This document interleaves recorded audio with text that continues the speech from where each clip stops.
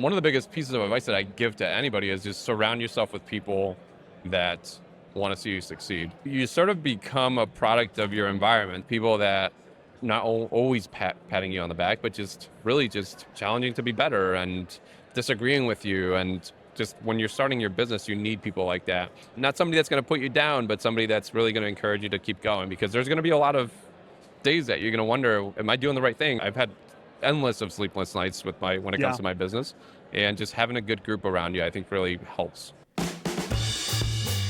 Hey, welcome to the Beginner Photography Podcast. I'm your host, Raymond Hatfield, and today I'm chatting with 5 photographers at Imaging USA 2025 in Dallas, Texas, all to help you kickstart your photography business.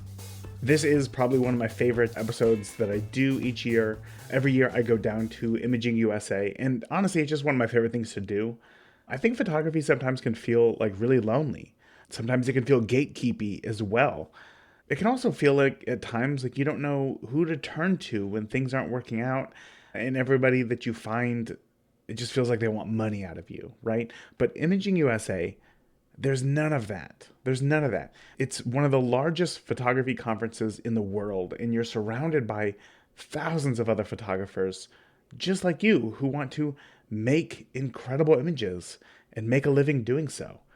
Everybody is happy to help. There's no secrets. And, well, the conversations that you can have can really unlock some insights that I think are more valuable than gold. Like, seriously. Now, since Imaging USA is put on by the Professional Photographers of America, I thought, what better place to ask questions that will help you to get started marketing your business, pricing your work, and getting clients. So I was super excited for this. I was able to meet up with Gavin from CloudSpot. This was my first time meeting face to face, which was awesome. And he let me turn his booth into like this little live podcast studio. And special shout out to Logan on the CloudSpot team for helping me stream all these interviews live on their CloudSpot Instagram account as well. That was super fun. So in today's interview, you're going to hear from wedding photographers, you're going to hear from portrait photographers, and even a pet photographer who will teach you how to cut through the marketing noise, who will teach you how to build lasting relationships, not only with clients, but with others in your industry as well, and turn your passion of photography into something that generates a profit for you and your family, no matter what you shoot. Again, from weddings to portraits and pets too. And be sure to stick around to the end, where I'm going to share with you where you can hear from 12 photographers, all sharing their number one best marketing tip specifically for new photographers to help you get new clients. You don't want to miss it. So with that, let's go ahead and get on into today's interviews.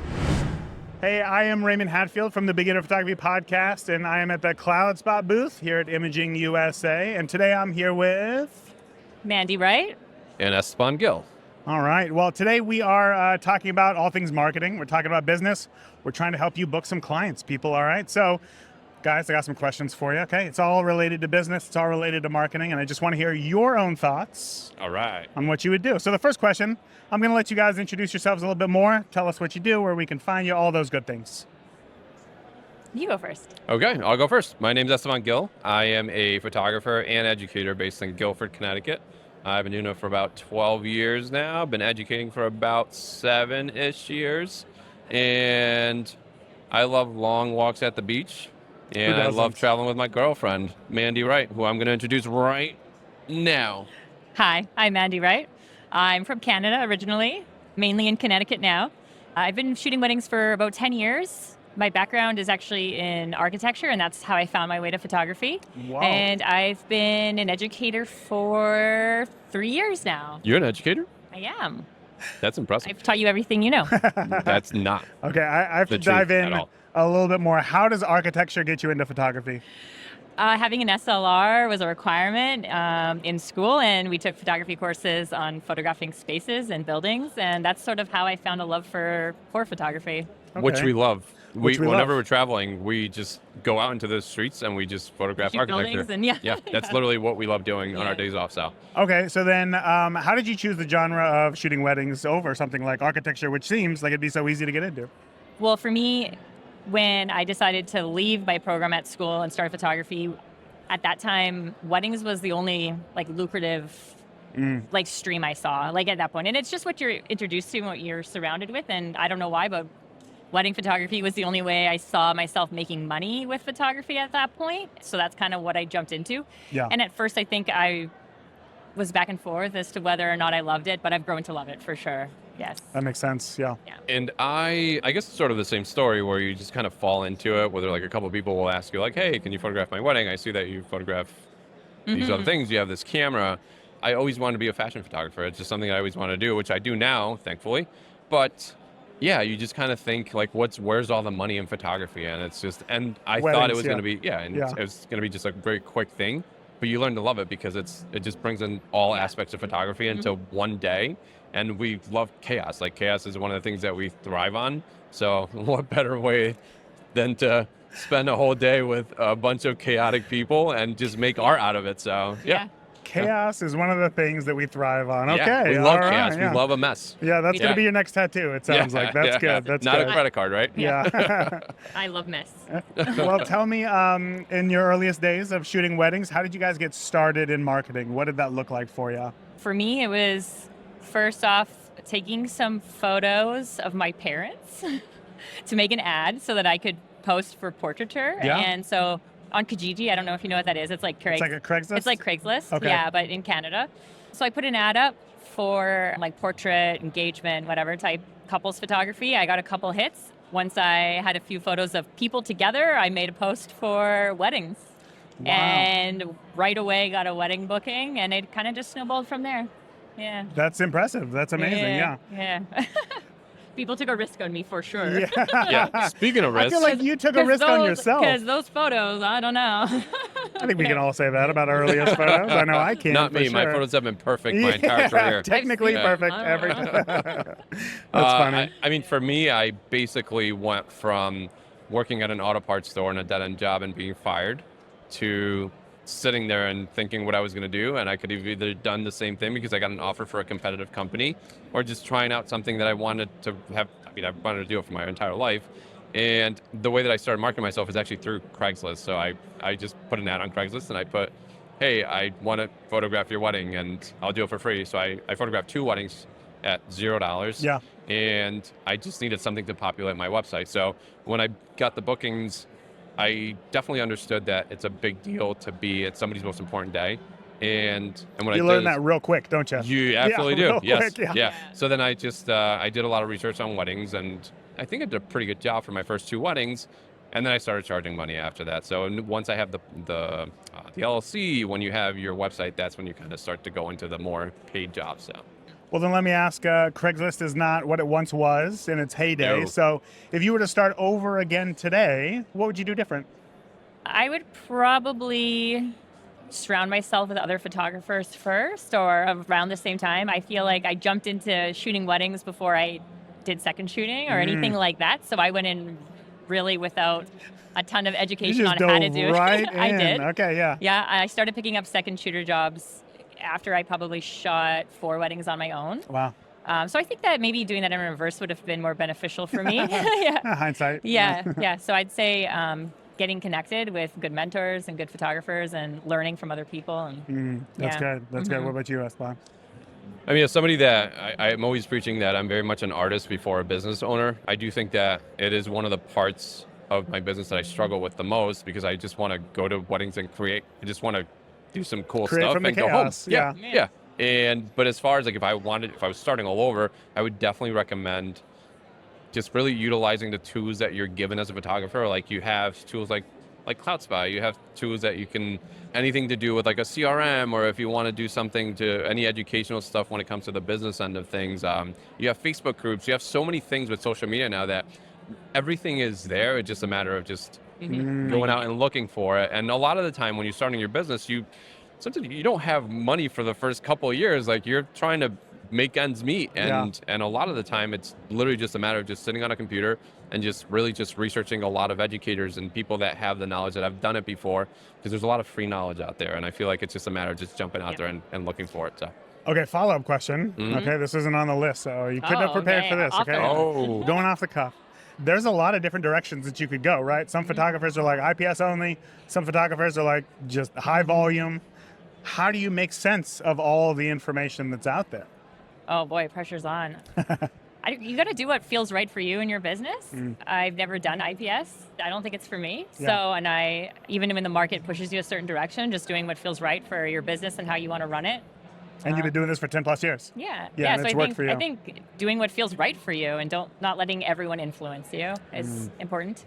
That's hard. There's so many voices. Yeah. So many voices. There are. It's tough to find the right voices, but sometimes it's a matter of just finding the voice that's right for you, like you said. And I mean, I also don't do IPS. I think we have pretty successful businesses, and that's the thing, and that's the beauty of not only being an artist, but being a business owner, is that you can do things your own way, even though a whole industry might be telling you that there's a right way of doing things. Yeah. And that's another thing that I always preach is just do what feels best for you. Do what feels best for you and what is going to put food on the table and a roof over your head. And sometimes we feel the pressure of the industry telling us, oh, you have to do this way, and this is the right way of doing things. And a lot of the time it's like, no, I'm going to do what's right for me and my family. And it's just doing things your way. I think is super important. Yeah. I think that self-awareness is something that a lot of photographers lack, because just because you're just getting started and you don't know all the options that are out there, and suddenly it's like a floodgate of everything that can be done. But taking that time to have a little bit of self-awareness, maybe journal and figure out, like, does this feel right to me? Absolutely. Can really be helpful. And it sounds like ridiculous, right? Like, do what's right for me. Like, how is that a tip? But I mean, I can attest to that as well. That is really the answer sometimes. What is a piece of business advice that you wish that you had known when you had first got started? Do you want to go first on this one? Sure. Do you have an idea?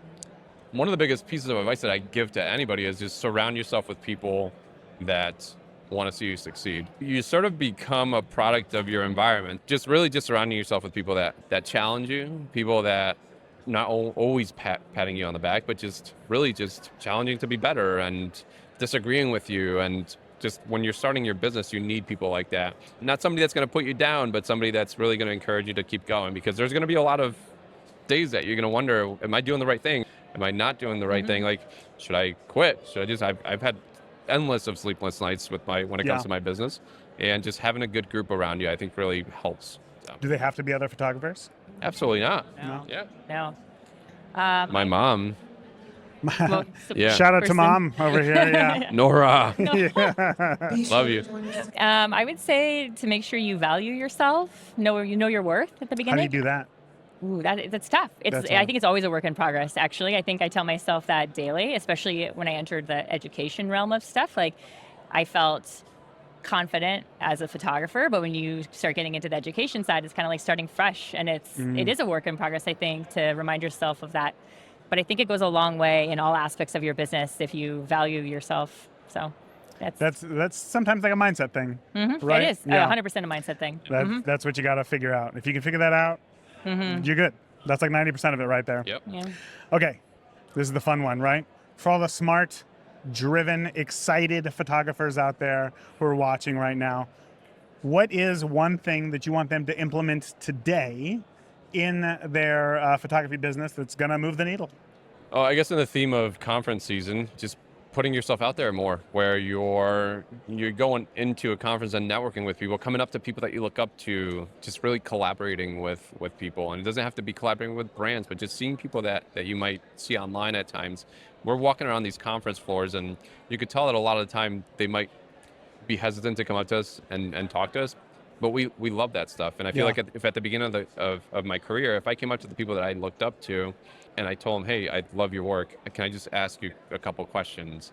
And sometimes just hearing it from somebody that is not, I don't like to say the word better, they're just at a different time in their timeline. Sure. And it'll really help you, especially when it comes to like the art of it, I think. And even the business ends of things, where you might see somebody that might be more successful, but most people in the industry, I feel like they're willing to help each other out, and the mentality has changed a ton in the past couple of years. So yeah, just definitely the networking aspect of it is huge. So I would say putting a lot of effort into client relationships and client experience.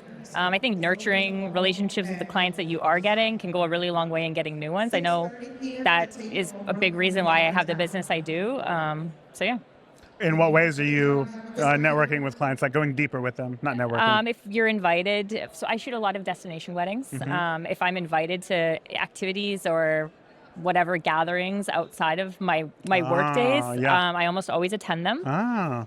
Usually there's no expectation of work or anything like that. It's just like, hey, you're here, come join us for this family dinner or this, whatever might be going on, a rehearsal thing. And I go just to show face, to show that I'm invested in their wedding day and make connections. And I've got a lot of business by just being around and showing that I'm part of the group. That's great. That is great. I definitely struggle with that for sure. Yeah, it's tough to get out there and be the sociable, and make those connections. But I think it's important.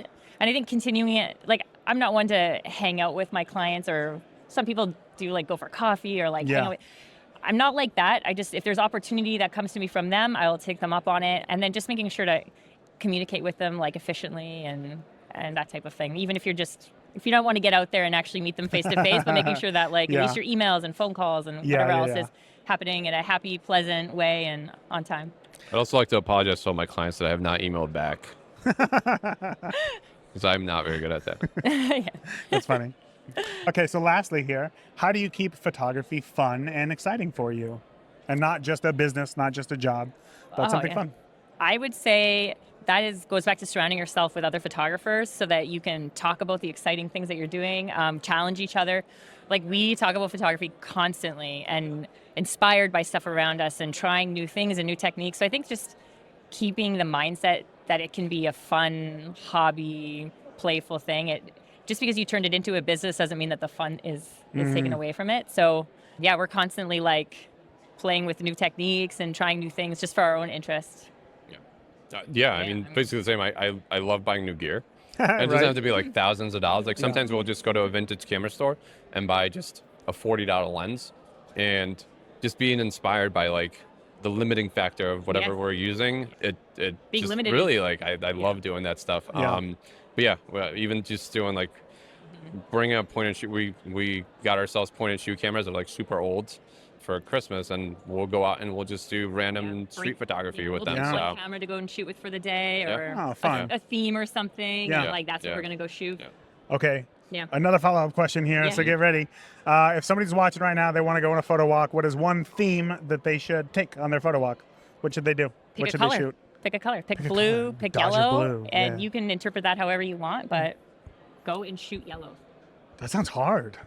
shoot. Yeah. Well, the thing is that when you're in a city, you can see, like, whether it's signs or whether it's buildings. I actually like to do the complete opposite. Is what I recommend that people turn their screen into black and white, so that they're more aware of contrast and light and shadow.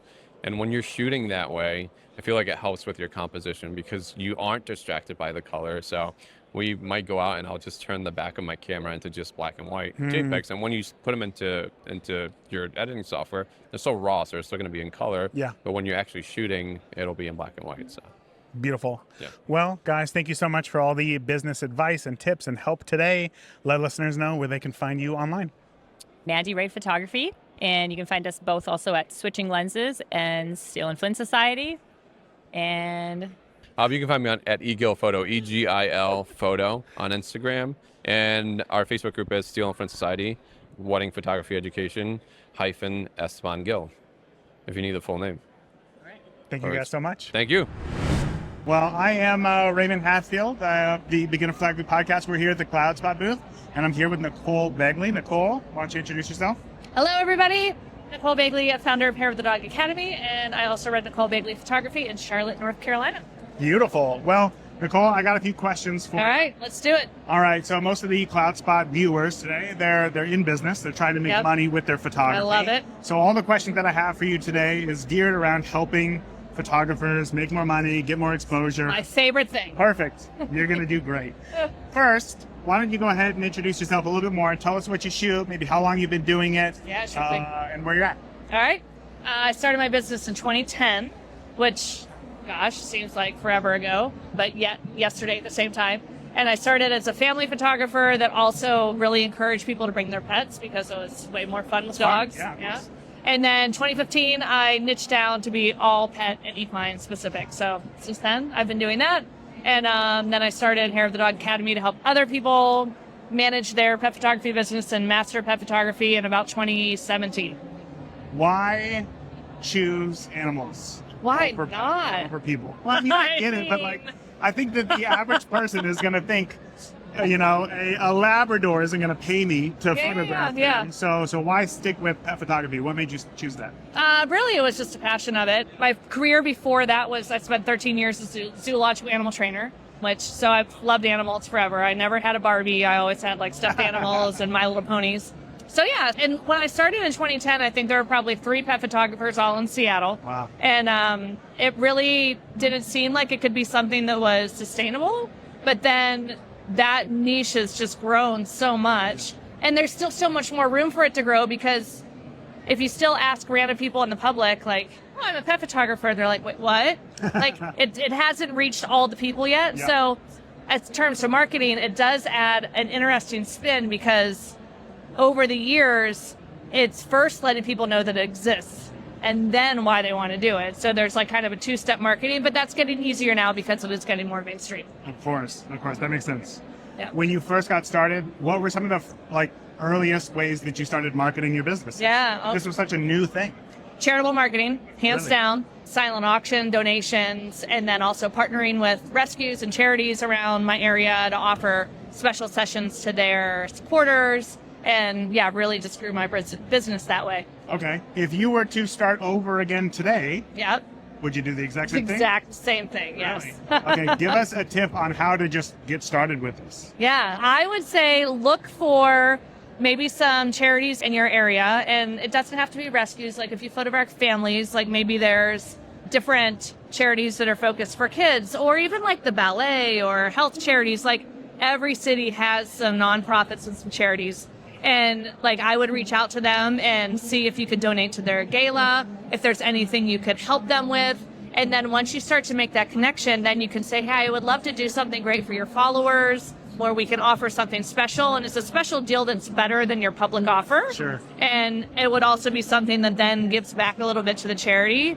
And then you have all of a sudden all this goodwill to all their followers, just like, oh, this person supports something that I believe in. Yeah. So they love you automatically. You're helping raise money for a good cause, and you're getting great clients that if you set it up correctly, which is really offering a regular session. I mean, there's so many different ways to do it. My favorite way is to offer a regular session with a little bonus. Like they get extra product credit, they get a bigger size artwork, they get something special. And then you're doing the same education that you would do for a normal session. So you're getting your average sale clients coming in for this. So it doesn't have to be like low-end mini sessions. It can be real sessions.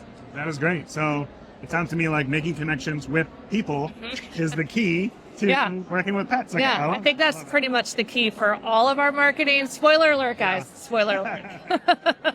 What's a pricing tip that you wish that you knew earlier in your photography journey? Oh, pricing. I could go on for this. I could go on for pricing for a long time.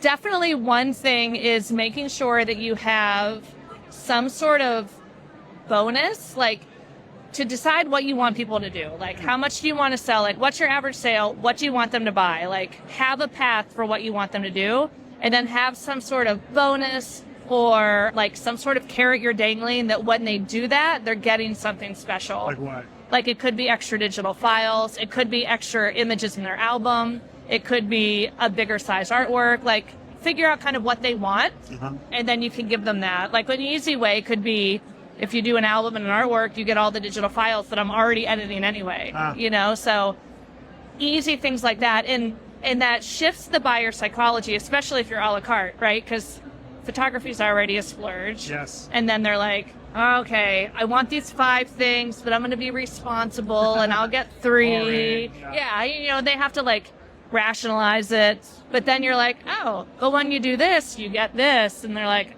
oh, why be silly not to do that? Yeah. So it gives them permission to spend and get what they want. Yeah. So it's not about like trying to like get one over on them or like sell something they don't need. It's just giving them a path for their brain to say, oh, this is a great deal. It's an easy yes, and I want this. Yeah. So this isn't a question on here, but talk to me a little bit about that mindset, because I've talked to a lot of photographers today who are, I don't think that they have a very hard time getting over that. They think that it feels icky. It feels gross. Sales. What would you say to them? Oh my gosh, I love this. So I think it's funny. There's so many people that I've worked with that have been in sales for like a widget of some kind, that they're selling, and they're like, I was great at that. I could sell that all day long. But then it's like, oh, now I'm going to sell my artwork. That's like such a personal thing. Wow. And they're just like, I can't. Like, it becomes totally different. So selling our own artwork is harder just because there's so much, am I good enough? Yes, you are. Yeah. Like, if people saw your work and they hired you, they want your work, you know?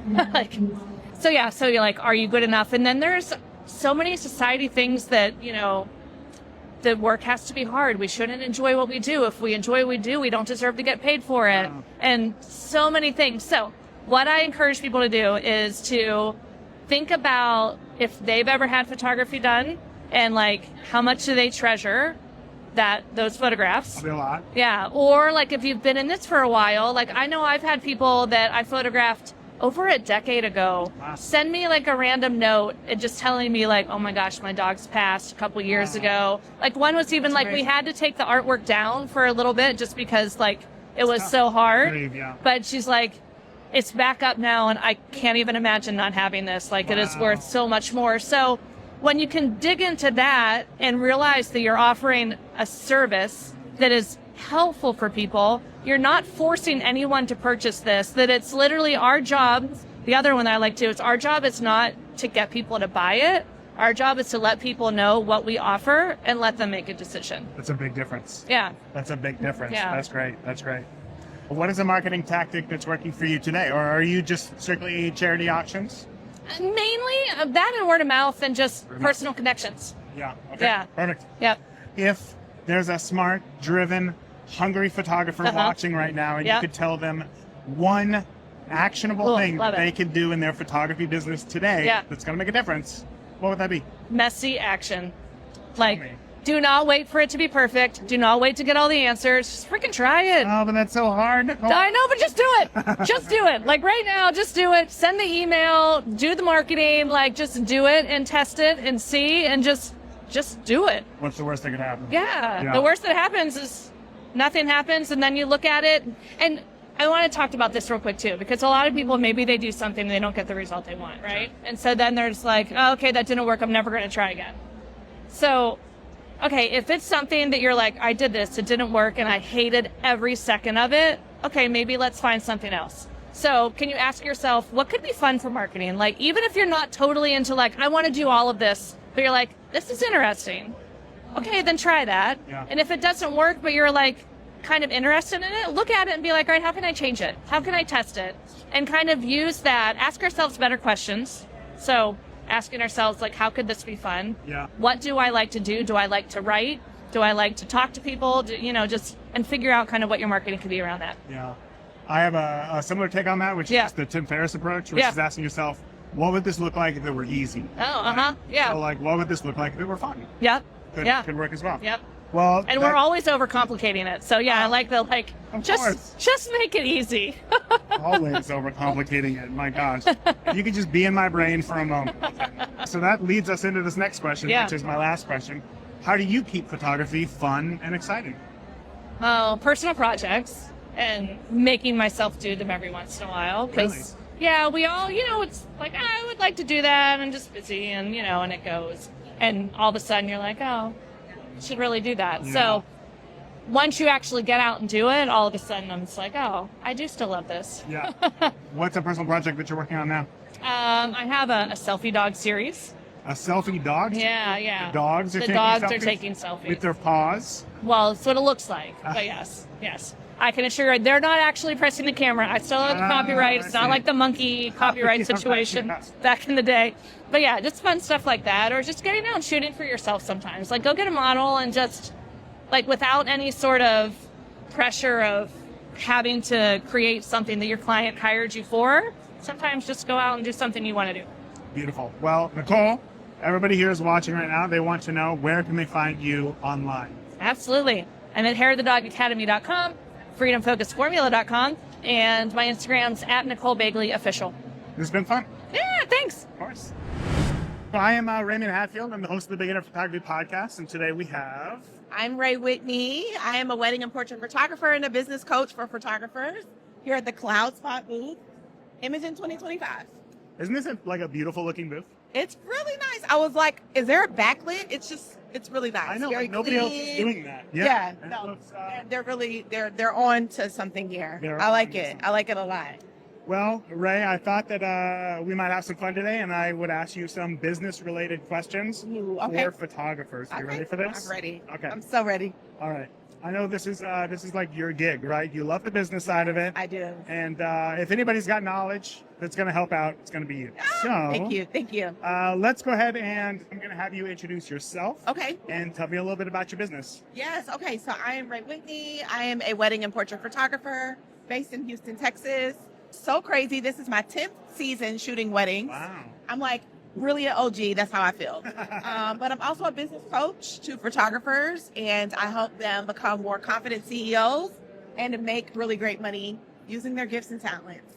That is huge. That's Yes, amazing. Yeah. it is. It's life-changing, honestly. I love how you said using their gifts and talents. Yes. Because I think so many photographers get into photography because they love creating images. Yes. But it's like the business side of it is always so hard. Yes, Right? yes, So- yes. It is. It's hard. It can be a little overwhelming and challenging, but to me, I feel like once you really master your style, like Yeah. what you like to shoot and how you like to shoot, that next thing you have to do is master that business. Right. You I agree. you know what I mean? Like it's so important. So let's ask a few business-related questions. I guess the first one is actually, why did you choose weddings? Like, what got you into Oh. wedding photography? You know, so when I first was becoming a photographer, I shot a little bit of everything. And babies, birthday parties, milestones, the club, you name it, I shot it. And I'll never forget the first time that I got to shoot a couple. And they were newly engaged. And it just was just this energy, this excitement, love. They were not a baby, so they could actually do the things that I wanted them to do. And it just felt really, really good. And so I think that, like, I want to say weddings kind of found me in a way, but I really loved love. And then I loved working with people in that exciting chapter or season of their life. Weddings are super fast paced. And Yes. I like to believe that I have like that brain for the different scenarios, like problem solving on site quickly, you know? And so it's just been something that's just really clicked for me, and it's been really fun. So that's kind of how. Yeah. Yeah. I think that's one of the hardest parts at a wedding is that there's so many different things to shoot Yes. that you really have to switch gears. Yes. Really fast. Yes. Yes. Yes. Well, let's talk about some of your earliest days. Can you tell me, how did you go about marketing to find some of your first clients? Oh man. So earlier days, like I think this was when Instagram was fairly new and it was very like a photo app. Yeah. It's changed a lot. But so I just was like cranking out work on there. And also I would work with like a lot of my friends from college. I was fairly new out of college. And so I had girlfriends and like sorority sisters that were like becoming like influencers and all of that. So I was just like working with them and having them tag me. Hey, Terry.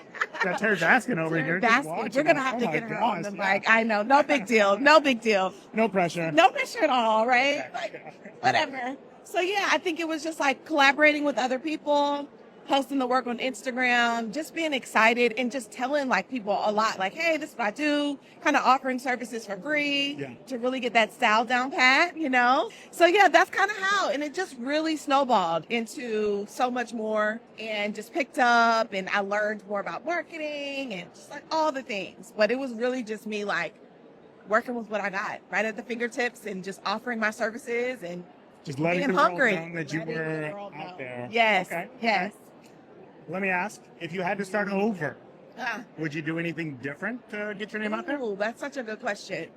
If I had to start over, I probably would definitely do a lot more SEO out the gate. Really? Yeah, I would do a lot more SEO just with like setting up my website and doing like keyword focused blogs and stuff. Just so, because that's like, to me, that's the long game.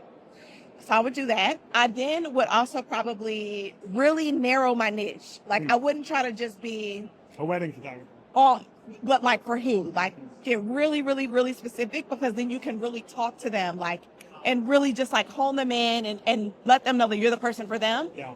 What else would I do? I still would collaborate with a lot of people, like offer like some maybe pro bono shoots or discounted shoots. That way that I can like build up my portfolio in a way that I wanted it to look. I think that's really important. And then use those images and that content to then like attract more of what I'm trying to do. So that would be my approach. Right. There's I would be hungry for it again. Be hungry for it. Yes. I love it. I love it.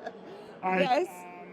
Do you want to share with us maybe a pricing tip that you wish that you knew earlier in your journey? Oh, That's something man. that so many new photographers struggle with. How do I price my stuff if I've never been in business before? Yes. What would you do? I think one of the first things I would do is really know my cost of doing business. Oh, that's big. Like how much it costs you each month to run the business. I think that that's so important. And surprisingly, people don't know. They're like, I don't know that, photographers don't be wanting to be in the numbers. They don't want to get into the data. But I would know that. And then I would have an idea of like what I wanted to make, maybe 2,000, 3,000, 4,000, whatever that number is. Yeah. And so I think I would let know that like cost of doing business and how much I want to take home really drive my rates. Yeah. And be willing to do some pro bono discount things as long as it fits what I wanted to curate in my style. But then just like go after the audience that you really want to go after. I think sometimes we're trying to be for everybody, but you're really not for everybody. You know what I mean? Like it's a specific type of person you really want to work with. So that's how I would go, like pricing in particular. I always love the example of like McDonald's is one of like the biggest restaurants in the world. Yes. I don't want to go to McDonald's. You know what I mean? Like they don't care about me. And they do not care. And that's great. They know exactly who they want to attract. Yes. It's not me. Yes. And they're doing just fine. Yeah. Just like Roof Chris, Mastro's, you name it. Yeah. Doesn't matter. Like it's an audience for like everybody. You know what I mean? Yeah. Next question is, what is one piece of business advice that you wish that you could share with the world? Oh man. I think that one piece of business advice I would share with the world is that sometimes it looks a lot easier than it actually is. Yes. Right? You're gonna lose steam and gas and motivation. But I think it's just important to know that you like just keep going. Like if it's in your heart, if it's a vision that you have, like just to keep going. Yeah. What else would I say? Business advice. Be legit, legitimize your business. Have an LLC. Yeah.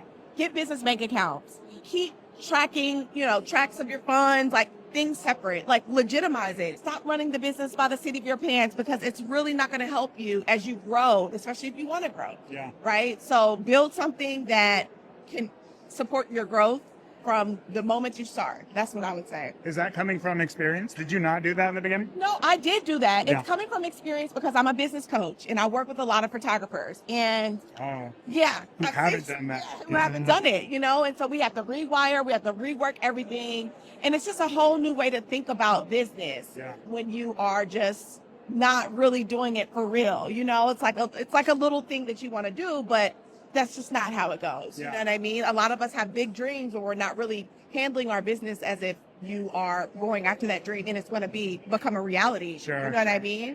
So that's what I would suggest. Well, let me ask you a follow-up question. Yeah. Being a business coach, working with a lot of photographers, what are some other just common mistakes that you see and you think, we got to fix this? Oh, man. Inconsistency in marketing, right? Wait, how so? Let's expand on that a little bit. Yeah, like just not being consistent, not showing up, not promoting enough, maybe, putting something out there one or two times and then feeling like a failure because it didn't sell out how you wanted it to. Been there. Yeah, me too.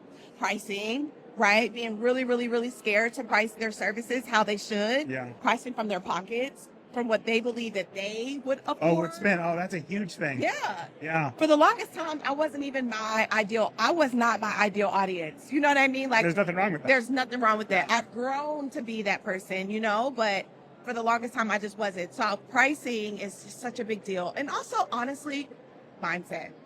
The mindset of a business owner, of a CEO, emotional resilience.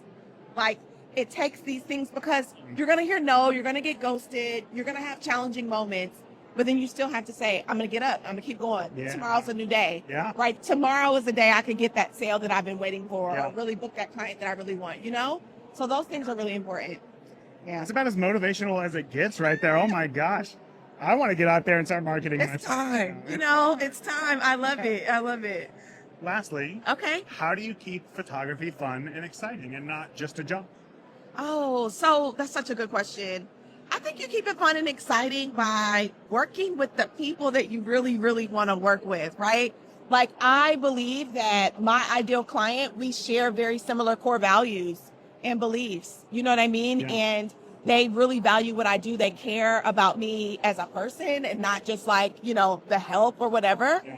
And then also like throwing some creative projects in there, right? Like I go back to doing some pro bono shoots or reaching out to some people that might be really aligned from a visual standpoint with what you're trying to create, and get creative. Go to style shoots. That's another really good one to find some fun. Yeah. And then lastly, I would say community, man. Surround yourself with other photographers that are doing the work, that are showing up in hard moments. And it just helps to bring life back to what you're doing and have that like personal touch with people. Yeah. I will say one of the worst weddings I ever went to, the mother of the groom once asked me to go out and like fix the aisle runner, and just because it was like really windy. And Like that was your job. Like, I was like, I tried to be polite, Yeah. and I was like, I don't think that that's within my pay grade, Yeah. something like that. Yeah. You try to just brush it off. And yeah. But that feeling, it Yes. just doesn't feel good. It doesn't. One time I had, the hired help was the upset. hired help. One time this lady was like, can you hold my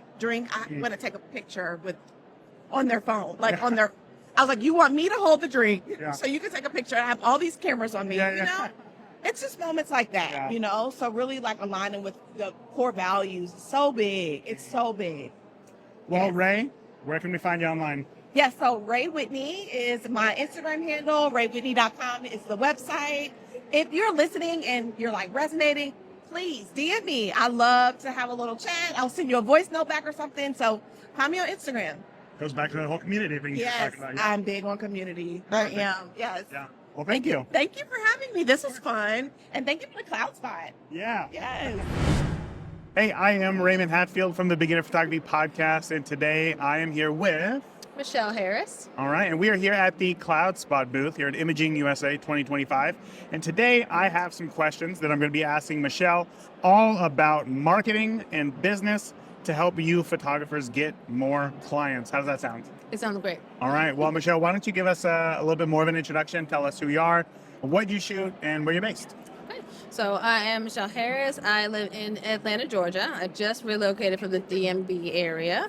I shoot weddings primarily, and I am also a Sigma ambassador. So I travel for them and love everything about it. Do all the things. Okay. All the things. Tell me what got you into photography in the first place. So I wanted a side hustle. And I was an insurance agent.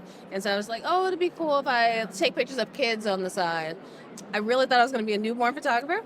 And I went and I bought like everything that you need to do that. All the things. And I hated it. So I sold everything. And my brother was like, hey, do you want to do my wedding in the backyard? And I was like, sure, I'll do that. And I was like, this is it. Really? And that was it. I never like looked back. What was it about it? I loved the love. I loved the movement. It was like my family catching everybody smiling, people crying. Like I loved all of it. I'm like, no one's doing any of that during newborn sessions. Okay. That's happening. So how did you get started in marketing for your wedding photography business? So at that time, that was 2015. And back then, I was using a thing called Thumbtack. Yeah. I would never recommend that in 2025. Right. No, same. Yeah. Ever. But back then, it was way cheaper to like send quotes to people, and I was sending them for like $10. Yeah. Like the opportunity to possibly book a wedding for like $10. Yeah. So it worked out great because I was also charging like $1,000 for weddings at the time. So I was filling in my weekends with like $1,000 weddings, and I was so happy because I already had my day job. And then at the end of the year, I was like, well, I made $50,000 doing photography, and I make $40,000 at this insurance company. I'm like, if I put a little bit more effort in, I think I would be much happier not working here. Yeah.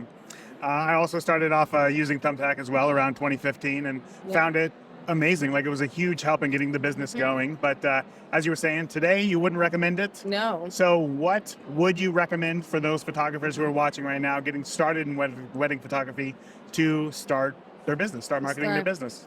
I always think that the best thing to do is to connect with humans. So, yes, you could run Facebook ads and this and that, but I think you should reach out to wedding planners and get a connection with them because they are ultimately like the key to getting into wedding photography, really, because if they recommend to their clients, hey, these are the people that I recommend, they're pretty much going to look on that list, okay? Like, even if they don't end up booking, like, they're going to look first. So that's the best way because people hire them because they trust them. They're like, okay, I trust this person to help me build my wedding, so they're going to go in the direction that they kind of push them into. Yeah. How, as a new photographer, can you give value to wedding planners so that they will start to recommend you?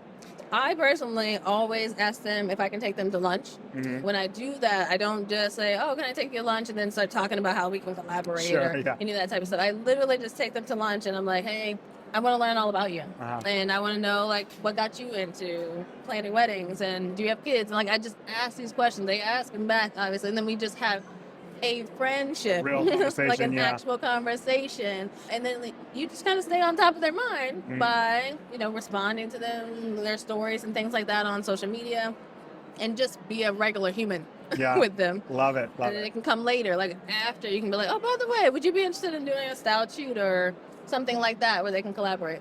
Love it. Okay, good. What do you wish that you knew about pricing when you first got started? Nothing.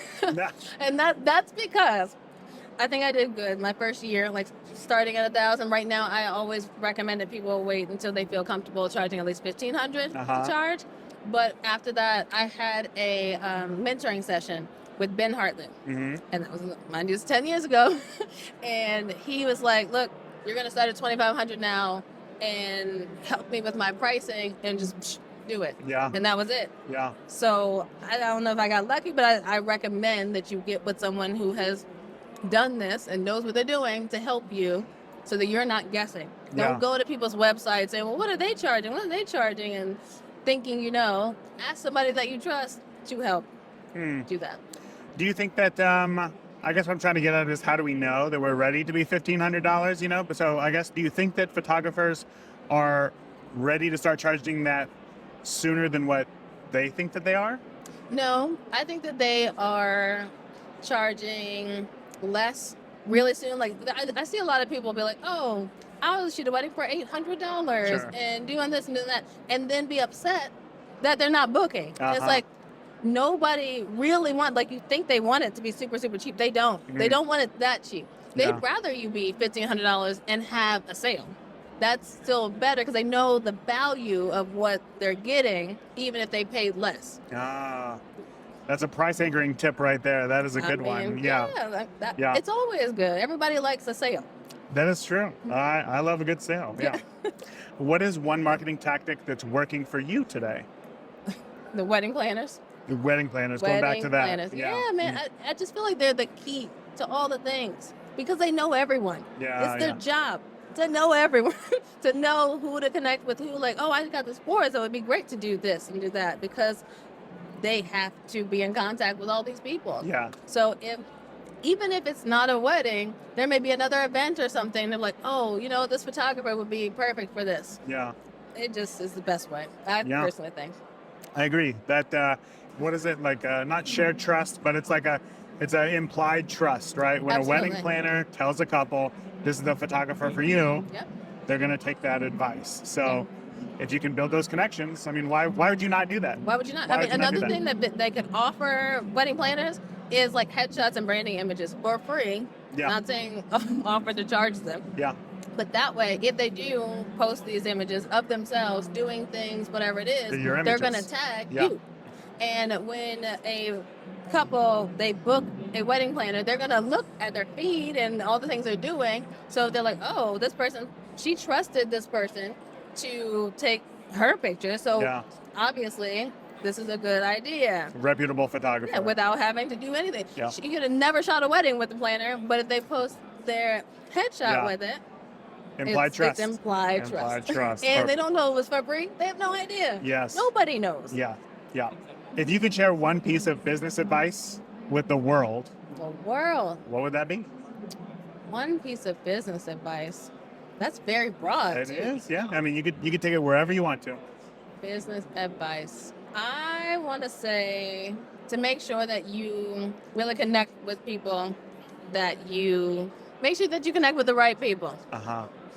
Because I feel like if you connect with the wrong people and you're in the wrong circles, and this is like general business, just being around people who have negative mindsets about anything and try to tell you, oh, you shouldn't charge so much. Oh, you don't do this, don't do that.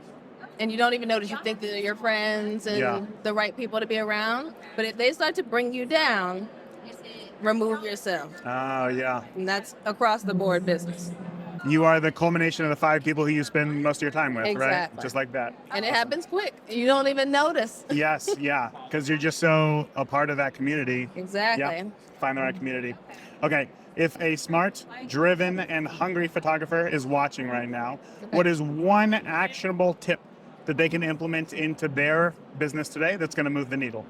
Actionable tip.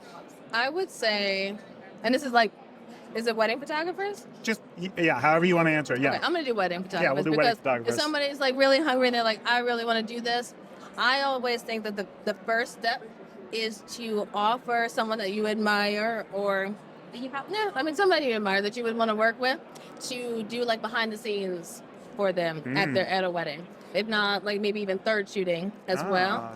Because what happens is like you get to be in the environment that you're wanting to be in without any real responsibilities. So you can just have yourself on and you'll see things happen. You'll see how they will fix the problem or work around it. Like that is the way that you are fully immersed in the field that you're trying to be in without all of the responsibilities and having to freak out before you realize how this goes. I also just think that it's good in general for wedding photographers, like people who want to get into wedding photography, like they know photography, but they're like, oh, I want to go. Make sure, do that first. Yeah. Make sure that you can handle the stress of the wedding. This is not for everybody. Yeah. It's not. True. So that's my advice. That's good. And I like how you said, you're continuing to, you're starting to build that community that you want to be around. Right. Of those other photographers. And it's always nice to know other people in your industry. That's for sure. Especially and when everybody needs behind the scenes. Yes. Everybody.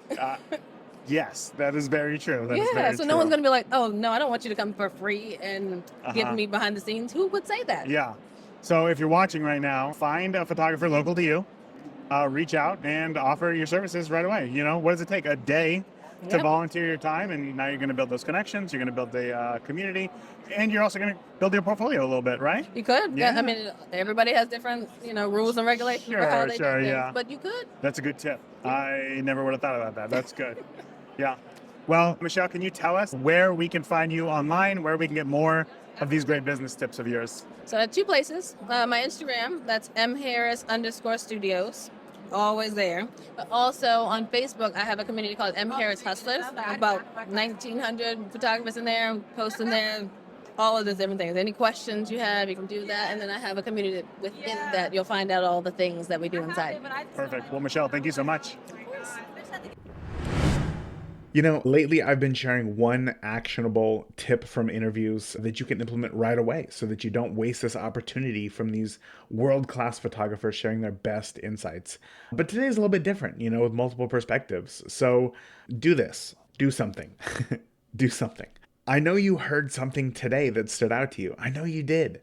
Whether it was connecting with a wedding planner or offering to shoot behind the scenes photos for another photographer or creating themes for photo walks. Maybe it was evaluating your pricing. I don't know. Whatever it was, do something. Do something that is going to take you in that direction. Reach out to somebody, start a conversation, open up your books and evaluate what your time is actually worth. But do something and take action. Also, at the beginning of the episode, I shared that I have something special where, I don't know, maybe 12 photographers shared their best marketing tips specifically for beginner photographers like yourself to help you start booking clients. Now, one of the best parts of just walking around imaging is that you never know who you're going to run into. It's so much fun. It could be your favorite educator. It could be your next favorite photographer, whatever. So when I would run into someone, I would ask them to answer one marketing question, again, that would help you, beginner photographers, to start growing your photography business. So to find that video, it is a video, right? Just head over to YouTube and simply search Beginner Photography Podcast Best Marketing Advice for Beginners. And it'll pop right up. It's not a long video, but the insights these photographers share is amazing. And in fact, I got an answer out of Vanessa Joy that I was not expecting. I was like, whoa. But honestly, it's genius. So again, just head over to YouTube and search Beginner Photography Podcast, Best Marketing Advice for Beginners, and hear it for yourself. That is it for today. Remember, the more that you shoot today, the better of a photographer you will be tomorrow. Talk soon. Thank you for tuning into this week's episode of the Beginner Photography Podcast. If you enjoyed today's episode, please share it with a friend. Start a conversation. Grow together. That is it for this week. Remember, the more that you shoot today, the better of a photographer you will be tomorrow. Talk soon. Thank you for listening to the Beginner Photography Podcast. Keep shooting, and we'll see you next week.